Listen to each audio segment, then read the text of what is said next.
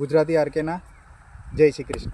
મિત્રો, આજે આપ એક વાત જણાવતા તમને આનંદ થાય છે કે 2 દિવસ પહેલાં જે આપણે એક વિડીયો મૂક્યો હતો પ્રાકૃતિક બેઝ ઉપર કે પ્રાકૃતિક ખેતી કરવી જોઈએ, તો એ બેઝ ઉપર અમે એક ઓર્ગેનિક ખાતર તરફ જઈ રહ્યા છીએ. એક ઓર્ગેનિક ખાતરનું અમે વેચાણ કરવા એક કંપની સાથે જઈ રહ્યા છે. તો આપ પણ મિત્રો આમાં સહભાગી થઈ શકો છો કે પ્રાકૃતિક ખેતી કરવી કે ઓર્ગેનિક ખેતી કરવી. જે પણ ખેડૂતને ઓર્ગેનિક ખેતી કરવી હોય અથવા જે પણ પાર્ટ ટાઈમ આ કામ કરવું હોય ઓર્ગેનિક ખાતરનું, જેમ કે અમારી પાસે આના પેકિંગ છે 50 કિલોમાં NPK છે, નાઇટ્રોજન, પોટાશ ને ફોસ્ફરસ. પછી અમારી પાસે દિવેલી ખોળ, લીંબોડી ખોળ, મરઘાનું ખાતર એમ કરીને મિક્સ એક 50 કિલોની એક બેગ બનાવેલી છે. પછી અમે 1 કિલોનું પેકિંગ અમારી પાસે છે અને 4 કિલોનું પેકિંગ અમારી પાસે છે. તો આ ખેડૂત મધ્યંતરે આ ખાતર નાખી અને સારી ઓર્ગેનિક ખેતી કરી શકે છે. પાયામાં બી NPK નાખવાનું હોય છે. તો આ શિયાળુ પાક ચાલુ થાય છે, બરાબર.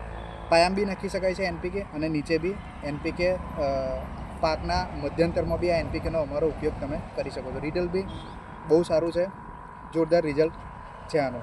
તો તમામ ખેડૂત જે પણ ઓર્ગેનિક કરવા ઈચ્છતા હોય ખેડૂતો અને જે પણ એજન્ટો ઓર્ગેનિક ખાતરનું જો વેચાણ કરવા માગતા હોય અને પાર્ટ ટાઈમ 2 પૈસા કમાવા માગતા હોય તો કોમેન્ટ બોક્સમાં જે નંબર અમે આપીએ છીએ એ નંબર ઉપર આપ સર્વે કોન્ટેક્ટ કરવો. ગુજરાતી આરકેના જય શ્રી કૃષ્ણ.